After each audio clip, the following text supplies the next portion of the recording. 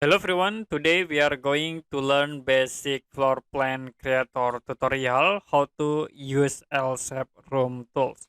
So you can click plus icon. Then if you want to use L-shape rooms, you can click this icon, click on text, hold, and then you can drag into drawing area. Now in here you can set for the dimension by clicking at this,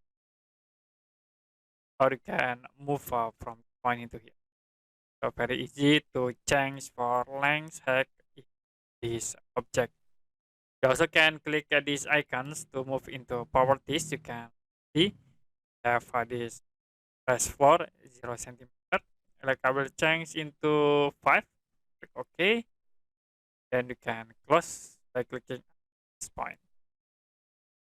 To view in 3D, you can click here 3D for the 3D view, and to back into vault in 2D, you can click the icons back. Okay, that's it for a basic floor plan creator tutorial how to use L-shape room. If you have any question about tutorial, you can comment below this video.